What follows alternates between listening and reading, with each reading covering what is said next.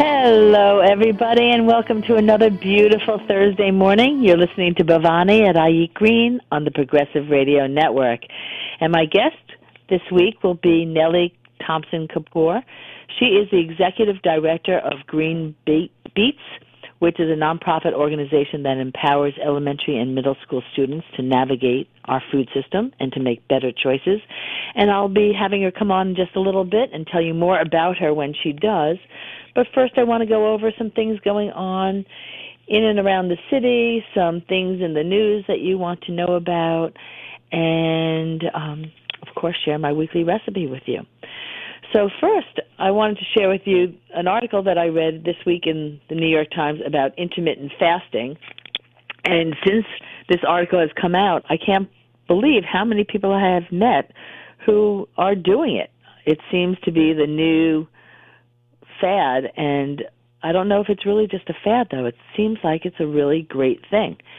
What intermittent fasting is allowing your body to have 16 hours a day of no food coming in. And what that does is it allows your body to use up all of the stored energy and glucose that's in the liver for 10 to 12 hours. And then once that's finished using up what's stored in the liver, it switches over to using the fat that is stored in fat tissue. And so it can do that for 4 hours a day if you don't eat for 16 hours. And it sounds like a long time to not eat for 16 hours, but I know so many times if I skip breakfast, I'm less hungry by lunchtime than if I eat breakfast. If I eat breakfast, comes around 12 o'clock, 1 o'clock, I'm really ready for lunch. But if I skip breakfast, just have my cup of black coffee or tea, I can make it to lunch really easily, painlessly, and just skip breakfast. And I know for years we were told breakfast was the most important meal, don't skip breakfast, but I'm not convinced. This seems like a really good way to just cut down on the calories, give your body a chance to break free from digesting all the time. And, so basically you just want to have your 2 meals within that 8-hour period. So, in this article that I was reading in the Times, they were talking about, not eating after 8, and then you're available to eat again at 12. In my lifestyle, it's more like I would stop eating at 9 at night and eat lunch more like at 1. But either way, just do the math. Try to, not eat for 16 hours and see how it goes. But the studies are coming out that it's really healthy for your body. It's a way to get your weight in check and also keep yourself healthy. So check that out. Of course, eating plant-based or plant-forward food is certainly the best. You don't want to then fill those 2 meals up with too much animal products, because that's certainly not a healthy thing for you or the planet. So you want to keep that in mind as well. I also wrote about gas and oil production being worse for the environment than we thought. Although, I guess maybe worse than many people thought, although I've been reading so much, I know how bad it is for the environment and how important it is for all of us to really push our governments to change and go towards more renewable energy sources. The leaking of the methane gas from the fracking that's being done is just horrible, and just this past weekend there was a gas pipe leak in Mississippi that caused more than 300 residents that had to be evacuated, and over, I think, 50 people went to the hospital. So gas leaks just always happen. I mean, pipelines, if you just go and Google that, you would be astounded at how many gas pipes leak and break. And it's just, common part of business, and we need to hold these gas and oil companies accountable for all these problems that come from the fracking that they're doing. Also, we have a big problem with our single-use plastic, which everybody has been hearing about, and the whole idea that we can recycle everything is really not true. Even if there's recycling numbers on your products, very often they're not being recycled anyway. And China, of course, doesn't want our garbage anymore, and most states don't want our garbage. So much of it's ending up in landfills and in the oceans. and we've been reading about our fish and our water. We've been reading that we all ingest about a credit card's worth of plastic every week. It's in the microbeads are in our water. It's in everything. They're putting microbeads in our cosmetics, and those are just little particles of plastic that just are in everything. And it's not getting filtered out. So we really have a huge plastic problem. And there is a new Break Free from Plastic Pollution Act that was proposed by Senator Udall and Representative Lowenthal. That is the type of legislation we need, which really holds corporations accountable for their packaging. That when they put out products that are in packaging that cannot be recycled, that they need to develop a program to collect those resources and find a way of disposing with them. I do not love the whole what's the coffee, the Cara coffee and the Nespresso coffee, all those pods. Yet I do know that Nestle has come up with a recycling program for those pods. So they realize that those pods are a real pollution problem, and they have solutions to try to collect those. In Switzerland, when we were over there, because Nestle is located right there in Vevey, they actually pick up the pods everywhere. There's separate bins for them in every store and all over the place, and so it's really easy. Here it's not as easy, but they do pay for the shipping, and then you can ship the little pods back. So there is a way that these corporations can take responsibility for their packaging, and this proposed ban or Pollution Act is really a great way to do that. So on my website, I have a link to sign on to support this Break Free from Plastic Pollution Act. So please check that out. I also put out a weekly newsletter. If you do not get it, please feel free to go onto my website at iEatgreen.com and sign up for my newsletter, where I list so many things going on in and around the New York area and other parts of the country as well, and share a lot of these issues and petitions that you can sign on and ways that you can get involved. And, of course, the most important thing is to make sure that everybody you know is registered to vote. This election is really going to be so important, and, our current administration is constantly rolling back the calendar on all of the great legislation that has been passed with the Environmental Defense Fund and the Centers for Disease Control, and just so many different bodies of legislation and committees that he has undone, that we really are not protected the way we need to be. So become involved. Make sure you're registered to vote. I want to share a couple things going on in and around the New York, Long Island area that you may want to go to, and I list all of these also on my website, so I don't want to take too much time with that. But there's a new nonprofit organization called Transition Town Port Washington, and they are partnering with Slow Food in screening 3 films at the Port Washington Library. The first one is Paris to Pittsburgh, which will be on February 28th, and then the next one is on March 20th, which is a film called Just Eat It, A Food Waste Story, and I'll be speaking following that one. And then the last one is on Earth Day itself, which is April 22nd, and that film is going to be Disobedience. So those are coming up that you probably want to come out and see if you're local, and if you're not, find these films somewhere local to where you do live, because they're all worthwhile seeing. The Peconic Land Trust, which is out on the east end of Long Island, they have a grow lecture series. The first one is coming up on March 1st, and Patty Gentry, who is the farmer at Early Girl Farm, she will be speaking along with a chef from Stone Creek Inn and Will Peckett from West Robbins Oyster Company. And these are taking place at the Bridge Gardens in Bridgehampton. And there's a whole series of them, so you want to find out about those. On Sunday, March 8th, at the Cinema Arts Center in Huntington, they are screening a documentary film called Hands On, Women, Climate, Change.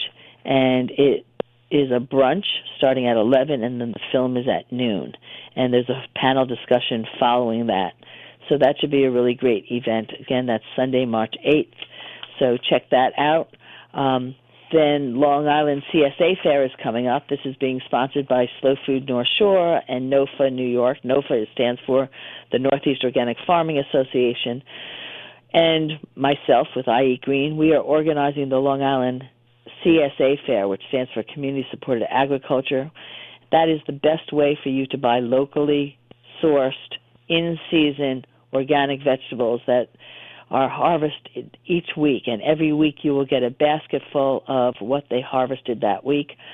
We will have over 20 farms under one roof where you can really shop around for the best CSA for your family. And when I mean the best CSA program, there's so many variables as to whether you have to pick it up at the farm or whether they have drop-off points that are closer to your home, whether they have community events that you can participate in, whether they have add-on products like flowers or meat or fish or cheese or bread or fruit. Many different farms offer different things. Some farms you can only buy a full share, which might be too much if you're only a family of one or two. So some farms offer half shares. Some half shares are a half portion every week, and some are a full share every other week.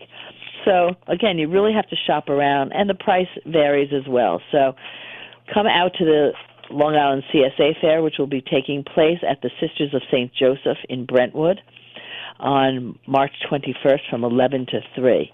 And that should be really a really great event. And now I want to share with you my recipe for the week. It's braised seitan with broccoli, shiitake mushrooms, and portobello mushroom medley. And seitan, for those who do not know, is wheat meat. It's the protein of wheat. So it's very high in protein, very low in fat, really great for you as long as you don't have a gluten allergy because it is straight gluten. So you want to buy one package of seitan. You want to buy the seitan that's in strips, not chunks, if you have a choice.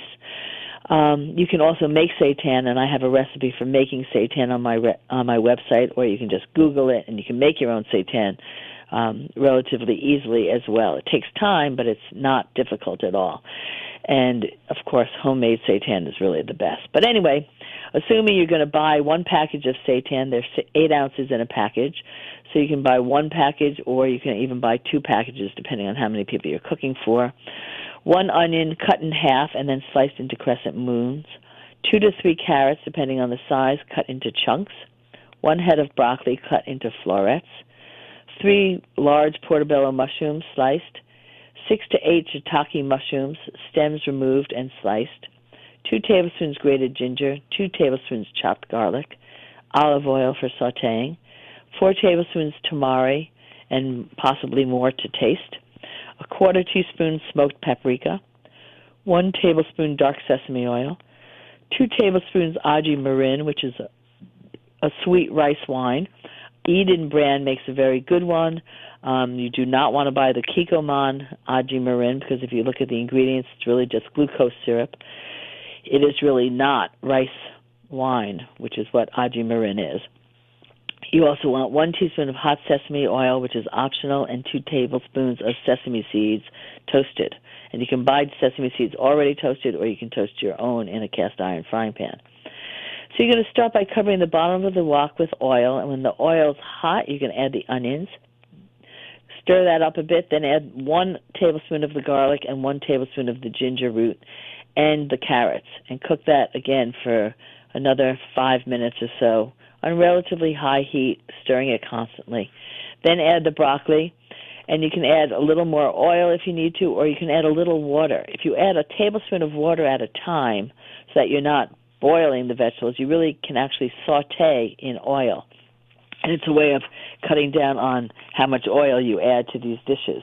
So just add 1 tablespoon of oil at a time, and you continue sauteing.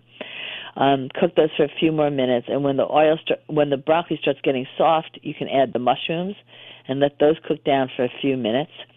And when the mushrooms are all soft and cooked well, you can remove the vegetables from the wok. You don't even have to wipe out the wok. It's still good to go. Just take the vegetables out, add a little bit more oil to the bottom, add the remaining ginger and garlic to the wok, and then add the seitan. And you're going to sear the seitan in the hot wok in the oil for about 5 minutes. Then you're going to add the smoked paprika to that and cook that for a couple more minutes. Then splash another 2 tablespoons of tamari onto that seitan. And that's just going to sear it and give it a little smoked flavor. Then you can return the vegetables back to the wok, add the aji barin and another 2 tablespoons of tamari, and cook it all together and just let all those flavors meld together. Taste it and actually add the dark sesame oil first, then give it a taste. If you want to add hot sesame oil or red pepper flakes to the dish at this point to give it a little spice, you can do that. Or if it's perfect for you without that, just leave it alone. You can garnish it with the toasted sesame seeds. You can also garnish it with some fresh chopped parsley or cilantro, whichever you prefer. And that's it. Serve it up. You can serve it with some rice or some rice noodles, whatever you prefer. Of course, any grain would go wonderfully with it.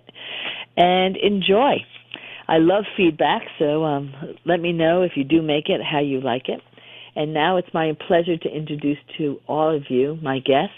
As I mentioned, Nellie Thompson Kapur is the executive director of Green Beetz, and she is coming to us with over 10-plus years of experience in nonprofit world.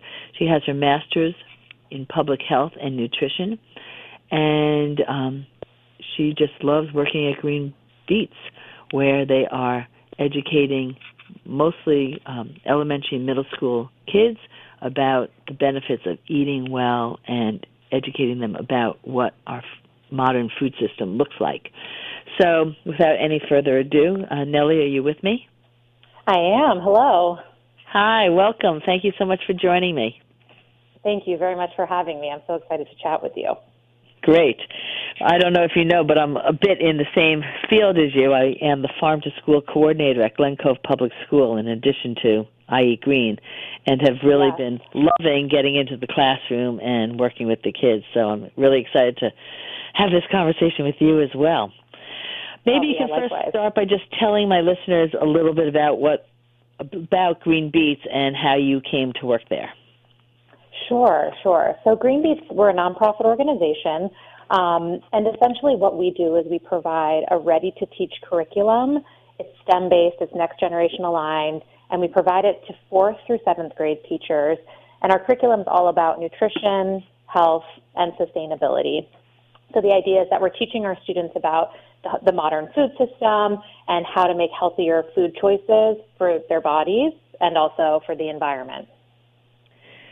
And is the curriculum open to other people to use, or is it, they have to sign on with you to get the curriculum? How does that work? Sure. So typically, those who are teaching our program are existing elementary or middle school teachers. So they're already in a classroom and they have a class full of students. They apply to teach our program through our website, www.greenbeetz.org, and they have to fill out some basic questions, why they might be interested in teaching the program, tell us a little bit about their classrooms and about their schools. And at that point, we sort of make a decision as to whether or not we give them full access to our curriculum. But at the end of the day, our goal is to get, the content of our lessons into the hands of more teachers so that more students can, learn about food, learn about environmental science. And so, yes, we're open to sharing our curriculum. If you're out there and you're interested, most certainly you should reach out to us. Great. And does a school or a teacher actually sign up, and I assume there's some sort of fee that goes along with that to enroll? Is that correct? Actually, that's a great question. So Green Beetz was founded with the idea that, with sort of through the lens of health equity. And it's always been really important to us as an organization that those who might not be able to have access to, affordable, healthy food still have access to education and knowledge on these topics. So we actually offer our curriculum cost-free to schools, and we're really proud of that. And that's why we do have the application process, and, teachers or principals, they can apply, again, directly through our website. There's at greenbeetz.org, and then there's a tab for teachers, and then it says apply now to become a Green Beetz teacher. And we'll review that, and if we think it's a compelling application, of course, we'll give our curriculum, and it's cost-free for schools.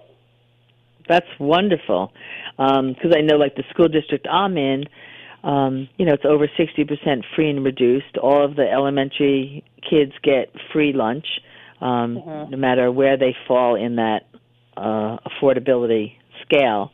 And they're actually trying to get it for the middle school and high school as well, because there's a lot of kids in our district that, that are really struggling with their families and have no clue about healthy eating either. So this is really exciting. Right. So can you share with us? I'm sorry. Go ahead. I'm sorry. I just wanted to add in, we feel similarly, and actually, students at our schools, we really target schools with our own outreach. We target schools that where the majority of students would qualify for free or reduced price lunch.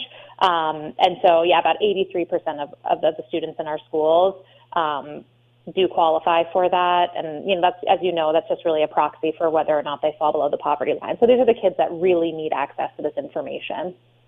Absolutely. I couldn't agree with you more. So can you share with my listeners what role food plays in your life? Like, where do you come from in regards to food?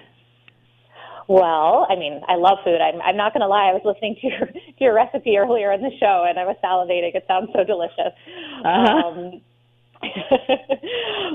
But food has always been really important to me. And, about a little over 10 years ago, I was living down in D.C., and I was teaching cooking classes, healthy cooking classes to teens and recently immigrated populations.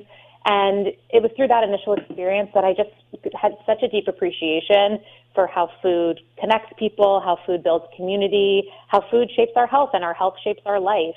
And, for me, there's no aspect of life that's sort of untouched by food. And thinking about the power of food to build a sense of self and a sense of culture and community is just endlessly interesting to me. So what I love about Green Beetz is that, we're teaching through our curriculum everything that students would be learning in school otherwise. So, because we're next generation aligned, which means that we're sort of meeting the academic standards. It's like the new Common Core.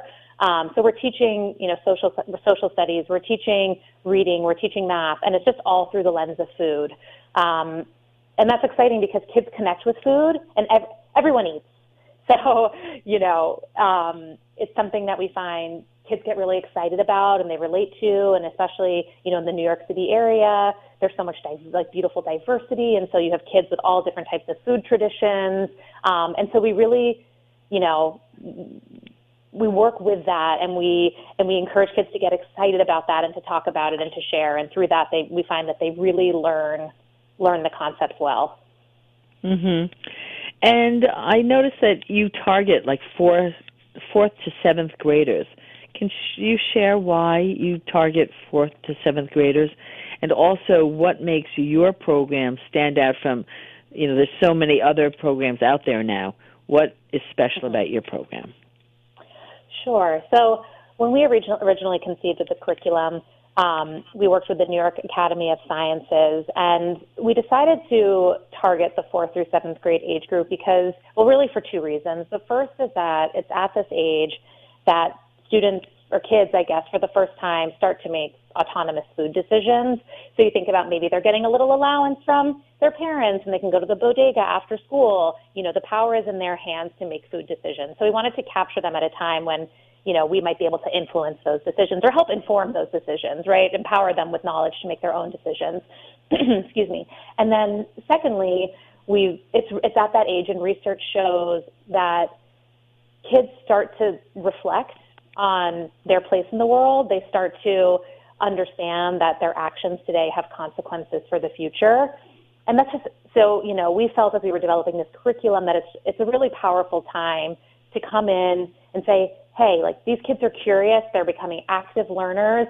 Let's let's give them the knowledge and the information they need to make healthier decisions and to become responsible food citizens and stewards of the environment, right? This is the next generation. They're going to be writing policy in, so many years. So let's get in early and educate them about these really, what we feel are really important issues for our health and for the planet. Mm-hmm. And so does the curriculum include a farm or a garden in each class? Or are you doing growing towers, or what hands-on aspect are you doing, or is it just cooking? Not just. Sure. That's wonderful. Cooking. Right. So we have the cooking. We love the cooking. So throughout the curriculum itself is very hands-on and activities-based. So for each lesson, there is an activity that kids can work on. It's not a requirement for us that schools who apply for the program have school gardens. And the reason for that is, as I mentioned before, we're working with schools that are in underserved neighborhoods and communities. And for many of them, particularly in New York City, having a garden just isn't feasible. The school might not be able to afford maintenance of that garden. They may not physically have the space for a garden. So schools aren't required to have the garden, but we've included in our curriculum with each lesson what we call a garden extension. So for those schools that do have a garden, they learn the lesson, and then it's like, hey, go outside, and here's a suggested activity that you can do. We have teachers, we have such incredible teachers, and some of them have taken the initiative to build their own gardens at the school and sort of take responsibility for maintaining them.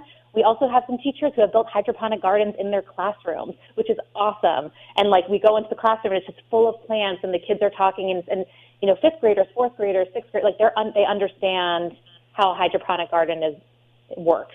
So it's really a mixed bag, but overall, whether garden or no garden, the curriculum is packed with lots of activities to help, especially for those who aren't necessarily read-write learners, to have that hands-on experience to understand the lesson a little bit better. Mm-hmm. I have found that the tower gardens or the hydroponic gardens are a little controversial. Some people think that, if you don't have the soil, you're not really teaching about growing and the micronutrients that are in the soil and all the important lessons that happen actually beneath our feet. How do you compensate for that with a tower garden or hydroponics, or do you just not touch that? Well, if I'm being I understand what you're talking about, and I've heard that before. I think when it comes down to it, hydroponic gardens, to some are not perfect. As Green Beetz as an organization, we're not regulating and we're not regulating how classrooms have hydroponic gardens or even how they talk about them per se. Mm-hmm. But I think for a lot of these kids who are really, their baseline of understanding how things grow in general is often pretty low. I think having any access to, an in-classroom garden, if it has to be a hydroponic garden, I think that's a win. Right. Better than nothing.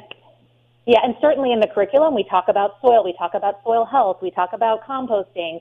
All of these things are built into the curriculum, but then the hydroponics are just an opportunity to sort of see things come to life, in the classroom. And certainly there can be, it's an opportunity for a discussion around that. And what is what is the difference between a hydroponic garden and, a garden grown in, in vegetables that are grown in soil? This is an exciting opportunity to start a conversation with students about it. Yeah, absolutely. So what's your favorite aspect of the Green Beetz curriculum? Ooh, there's so many things I love about it, but I think, for me, what I think, and this is sort of to touch on your earlier question, there are a ton of nutrition education programs out there, and some of them, and many of them, are excellent. And this is a collaborative effort. We're all kind of working towards the same goal here. But what I think sets Green Beetz apart is, we're really looking at the intersection of healthy eating and nutrition and sustainability in the environment. So those two are so closely intertwined, and there's increasing evidence coming out, and you see more and more articles about the connection between food and about climate change. And Green Beetz explores that, and food doesn't exist in a vacuum, climate change doesn't exist in a vacuum. And so the idea is that we're we're talking about things in a very holistic and integrated way. Our curriculum, our curriculum has 4 different modules. We talk about food in the body. We talk about food in the environment. We talk about the big business of food, so helping kids understand, some of the more pernicious marketing practices that are out there. And then finally, we do cooking basics and the culture of food. So it's really this sort of systems-based, holistic approach that I think makes Green Beetz really special as a curriculum. And, I also want to add that the curriculum is really fun. Our students love it. Our teachers love it. We get, our teachers tell us that their students like, when are we doing Green Beetz? When are we doing Green Beetz? It's just, none of this matters, and education doesn't matter if it's not engaging and if it's not, it's not fun for the kids. And I feel really proud that we've gotten such a positive response from our teachers, our educators, and from our kids about how much they like the curriculum. That's so important, like you were saying. And I think these days kids don't get enough hands-on opportunities in classrooms. So much is book learning and, not getting up and really doing with their hands. So I think the more hands-on activities we can incorporate into curriculum, and also we all have heard about, students are different types of learners, not everyone learns in the same way. So it's good to mix it up and to have different learning ways built in. So that's really wonderful. So I want to hear some of your favorite stories about some of the students you're working with. But before we do that, we're going to take a couple-minute break. And when we come back, maybe you can share some stories of some of the students you've worked with. So everyone listening, if you're just joining us, I'm talking with Nellie Thompson Kapur. She's the Executive Director at Green Beetz. And, of course, I'm Bhavani at iEat Green. And we'll be right back.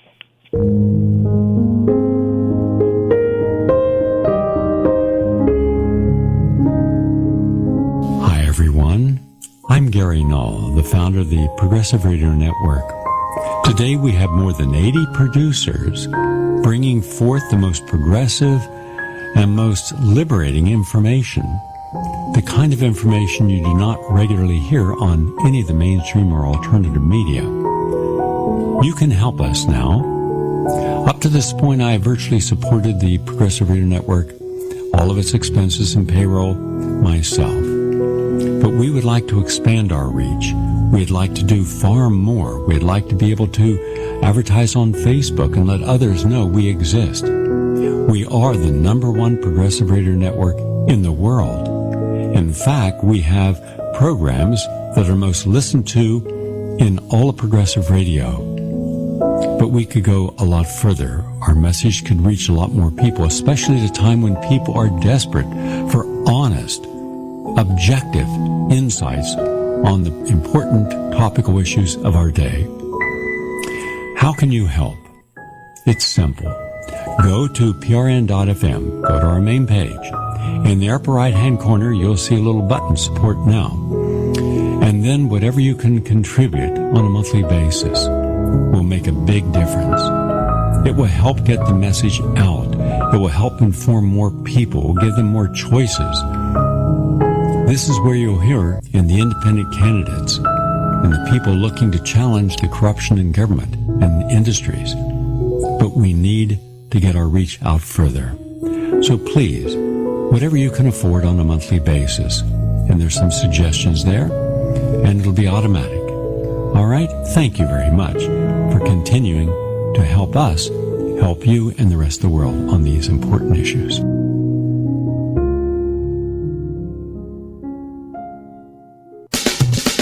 You are listening to the Progressive Radio Network, your source for news and information.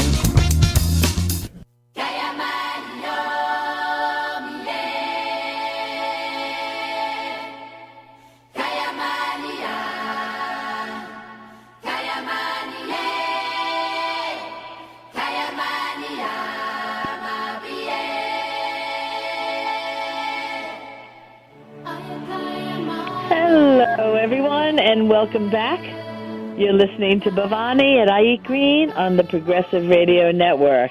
And if you're just joining us, I'm talking with Nellie Thompson Kapur. She's the Executive Director of Green Beetz, which is a nonprofit organization that's teaching curriculum and teaching about our food system to mostly 4th to 7th graders in the New York City area. So, Nellie, right before the break, I was asking you if you could maybe share with us a couple stories with some of the students that you work with and how this program may have impacted their lives. Sure, yes. I think for me, and one of the most exciting things about this organization is seeing kids sort of from the start of the curriculum and to the end, making this transformation of starting to, first of all, getting their hands on real, fresh produce for the first time and what that experience is like, and seeing sort of what their ideas or preconceived notions about food might be, how those change. And, our curriculum is 21 lessons, and the 21st lesson, which comes at the end of the year, is a celebration of food. And classrooms have the option of doing one or two things. The first is they could go to a local farmer's market and get a local farmer's market tour. It's called our Farmer's Market Farewell. Or alternatively, we have, we deliver a bunch of fresh produce from a CSA to their classroom, and then kids will actually set up their very own farmer's market within their classroom. Both are great, and kids love it. They get sort of this hands-on, tangible food experience. And last May, the story that I love is, last May I was visiting one of our classrooms in West Harlem, and they had set up this farmer's market in the classroom. The kids, it's bustling. Kids are sort of, they set up price tags for all the different foods. They're selling the different foods to each other. It's like super noisy, but very energetic. And, I can't help but notice, I look over in the corner, and there's this one young boy, he's a 4th grader, and he's just sitting there kind of quietly and pensively, and he has in front of him a peach, a tomato, and some scallions. And, I'm kind of observing him, and I watch him first take a bite of the peach. And his face lights up. He's like, this is, the sweetness, this is delicious, puts it down, takes a bite of the tomato, same thing. He's like, this is delicious. And then finally, I'm like, is he going to eat that scallion? Like, is he just going to go and just go at it, right, take a bite? And he did. And I watched him pick it up, and he kind of nibbled on the dark green portion of the scallion, and then kind of worked his way down and just was sort of nibbling on it. And his eyes lit up. And, kids, I think, get conditioned to think that certain foods are weird or they're disgusting, and especially when it comes to vegetables, or it might be a strong flavor. But when you expose them to these foods in a safe environment where they're encouraged to try new things, and where they're encouraged to think more deeply about, where that food is grown, and where, and how it's in front of them, and how special food can be, they love it. And, there he was, eating a raw scallion. I guess I'd eat a chopped scallion, right? But eating it straight, that's right, really something. And, I think we underestimate kids and they love to try new things. They're so curious, and we just, get the food in front of them, give them the knowledge, and let them run with it. Yeah, absolutely. Has Green Beetz been able to impact the kids when they get home? It's one thing to have this in the school, but for a lot of the kids I know in my school district who are going home to empty refrigerators, how does some of the information that they're learning in the school, have you seen it transfer over into the home environment? Right. You make a really good point. So, we're working in underserved communities, and the truth is, a lot of our kids don't have access to healthy and affordable food. And that is a systemic problem that, needs to be addressed, right, from a policy standpoint. We could have a whole, talk for hours about that single topic. Right. I think, and Green Beetz, so we are an education program. We feel like we're trying to do our part when it comes to teaching kids in the classroom, but certainly we're encouraging kids to go home and have conversations with their parents or their guardians about this. We also provide resources to parents about, how to apply for SNAP benefits. We provide them with farmers markets maps so that they get an idea of, if there's a local farmers market in their area, how to get Health Bucks, which is a New York City program that is sort of a coupon. So for if you qualify for SNAP, for every $5 you spend on produce, you'll get a $2 additional coupon to spend on fruits and vegetables. So as an organization, we're doing, we're really working hard on the education piece, and we're trying to support kids and their parents at home. And then I would say, aside from that, like to partner with and sort of put our name behind like-minded organizations who are actively advocating for better food access and affordability and for more comprehensive school wellness policies. So some of our partners include the Well Campaign, the New York City Healthy School Food Alliance, and the New York City Food Ed Coalition. So these are some great organizations that are working hard and tirelessly to increase affordability and access to healthy food. And in the meantime, we're trying to support our parents and provide additional resources. We're constantly thinking about what additional resources we can provide for parents that will make this all a little bit easier for them. Right. Well, I think the whole, the knowledge about the health bucks, I was reading about how many of them are not claimed. I mean, how many health bucks they give out that people just don't even use. I don't think people fully understand that, for every $5 they use at a farmer's market for produce, they would get $2 worth of free product.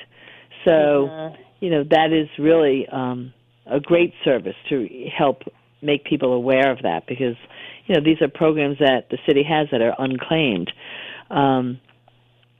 There's also pharmacy. Did you hear about that? Right. A program. Yes, the pharmacy to farm. Right. Where, you can get a prescription for an extra $30 a month, I think, of produce. Yep, it's great. Right. So that's wonderful, to share that kind of stuff with your families, beyond just the kids. One thing that I was noticing in your curriculum that I think is really great, and I wanted to talk about a little bit, is because many programs talk about food and the environment and how it affects our body, but I think the whole idea about talking about the big business of food, you're getting kids at a really great age where they don't want to be manipulated. They're getting smart enough to know that, to really look at what they're being told and to question things, like you were talking about autonomy, taking things that they're learning and trying to make their own sense of it. Can you talk a little bit about the big business of food and how, how you're teaching kids how they're being manipulated, that kind of thing? Sure. Yes. No, this is one of my favorite modules within the curriculum, and I think it's so important. And, kids, they can't be, it's don't let them fool you. You kind of take that angle with them, and it's this is what they're doing. They're trying to manipulate you. You're better than this, and you don't have to succumb to that manipulation. So I think, within the curriculum, we, talk a lot about the bigness of the food. We show a lot of examples of marketing, and, we're working in a lot of communities where, communities of color, and so there's a lot of these these businesses have increased targeting at those neighborhoods. There are more ads for sugary cereals, et cetera, within those neighborhoods. And so it's really we do some exercises to show kids examples and say, you might not think that this is tricking you, but it might be. And we have kids come up with their own advertisements. And we also have them practice making advertisements for healthy foods as well. So they have the advertisements and they have to point out where they're being manipulated within the unhealthy advertisement, and then they have to sort of counterbalance that by creating advertisements for healthy foods and saying, we also talk a lot about sort of some of the language that's on packaging. So you might see it says light, or it says natural, or it says, there are all these sort of catchphrases that you see on packaging that can be really misleading. And so we also do some deep discussions around that and help kids understand that just because it's written on a package, you have to read the nutrition label. You have to read the ingredient list, and those are the only ways they're going to really understand what's in the food that you're eating. Mm-hmm. Yeah, absolutely. One of the things that's so confusing, I think, for kids, at least in our district, is they actually do have what they call healthy snacks, right? So after the kids get their lunch, if they brought in money, they can buy these a la carte healthy snacks. And what they are things like Doritos and potato chips and things that are reformulated, a little bit less oil, a little bit less salt, although the sugar content is very often increased in order to make it still taste good. But the packaging looks very similar to what's out there on the market. So they don't really understand that it's different. So they get Doritos at school that might be reformulated, but then they go out into the public and they're like, oh, I can have this. It's a healthy snack. It's Doritos, and they don't realize that it's a different Dorito. And, so part of the marketing that these companies are doing is making the packaging look the same, or to, get kids to like something, they have to go for this fast food look packaging, and, and it's really hard to decipher what's really healthy and what's not. It really is. And, these corporations, they know what they're doing. They're smart. They're formulating these foods in a very specific way, and I agree with you. I mean, it might say low fat, but you better believe there's going to be increased sugar or increased sodium in that product, so that the flavor profile is what they want it to be. And it can be really dangerous for these kids. And obviously within our curriculum, we're always pushing away from processed food in general and encouraging them to eat. The more natural you can go in explaining the difference between whole foods versus processed foods. And the nutritional benefit of that, and sort of some of the environmental piece of that as well. But yeah, I completely agree with you. It's an uphill battle, but we're doing what we can to just try to educate kids. And has Green Beetz been able to affect any change in the food that's being offered to the kids at the school, like in the lunchroom, or you just stay separate from that? So as a program, we are not super involved in what is served in the cafeterias.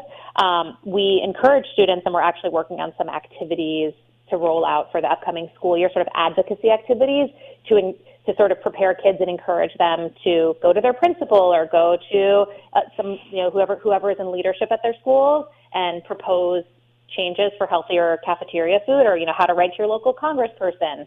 So we're trying to encourage kids to be advocates within their environment. But I think the way that we can best support at this point that type of movement, we obviously believe in serving healthier cafeteria food, is by supporting organizations whose sole focus is to do just that. So the New York City Healthy School Food Alliance, for example, that is what they're focused on, and they're pushing towards healthier food in cafeterias and more comprehensive school wellness policies. So we put our name behind those organizations and advocate as much as we can. Yeah, I know the Coalition for Healthy School Food is also doing that. Mm-hmm. Do you know them? Yes. Yeah. So beyond the classroom, what other work is Green Beetz doing? So, I mentioned some of the policy piece that I think has, it's certainly a part of our mission, even though we're not ourselves doing it. I think improving the health of our students and sort of mitigating the impacts of climate change is a beast and requires a lot of players from many different fields tackling the issue. Again, I just want to emphasize that education is one piece of the puzzle, and I feel very strongly that it's an important piece of the puzzle. But it's thinking about this in like a very holistic way, and what other organizations can we partner with? Can we support to sort of push the agenda of creating a healthier food landscape for our kids and for the next generation?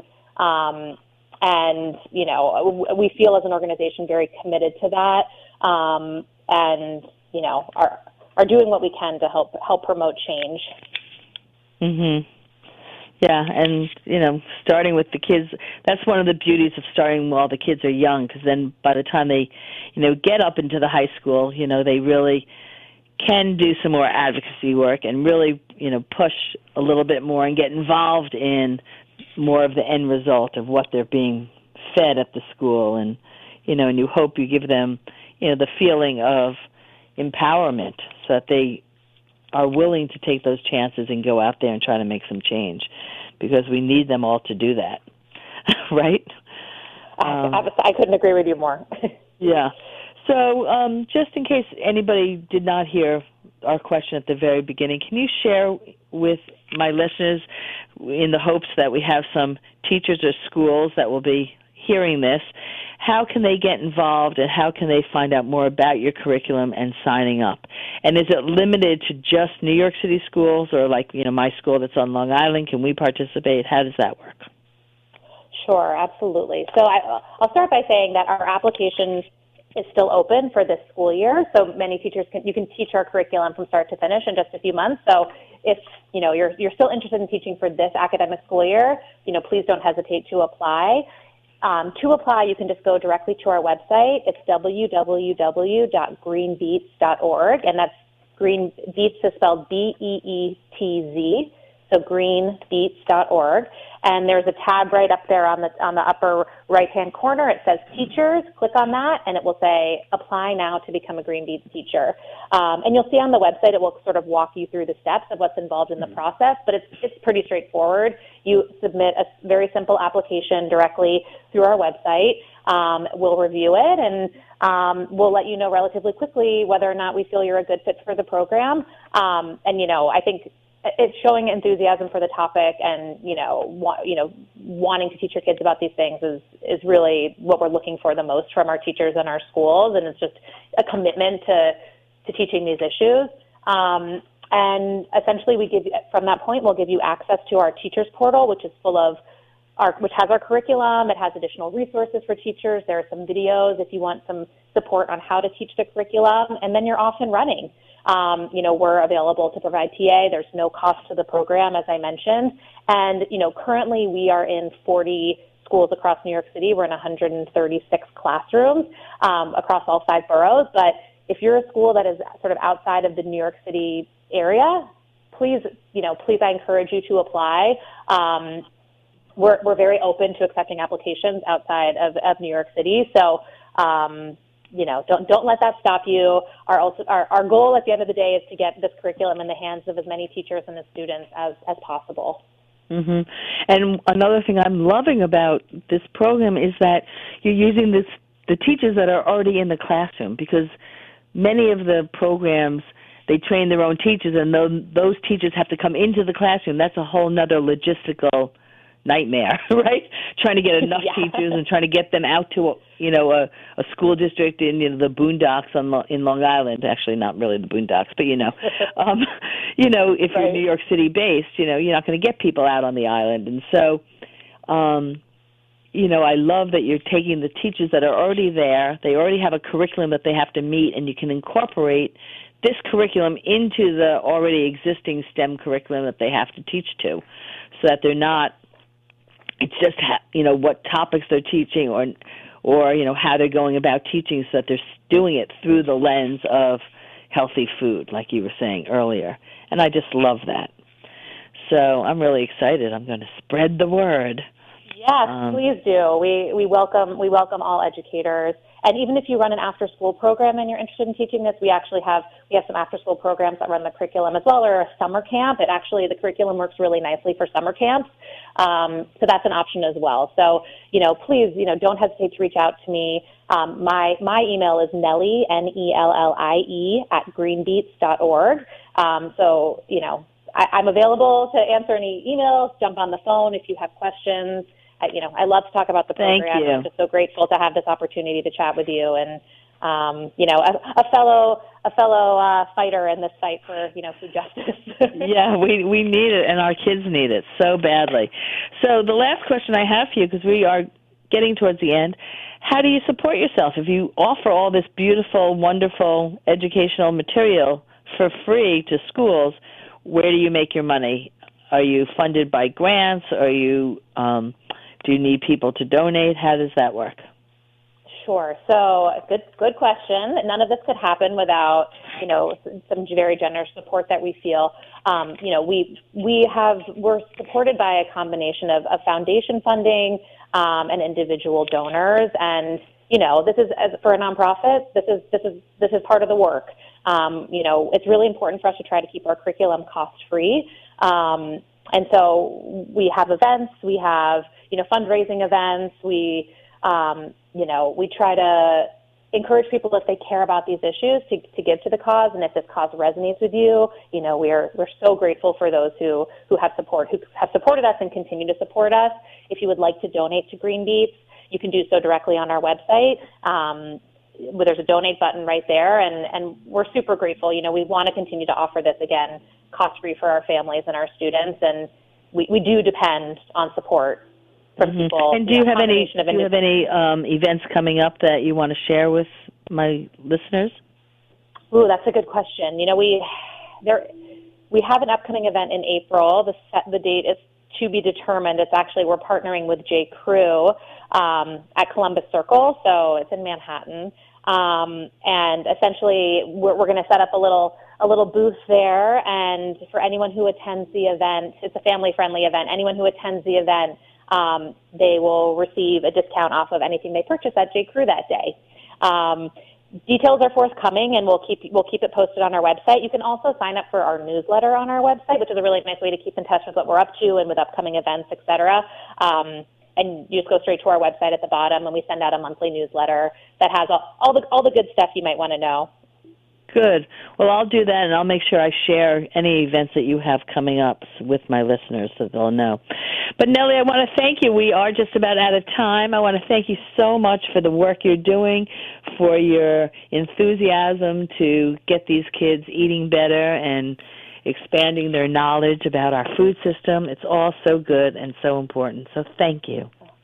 Thank you so much for having me.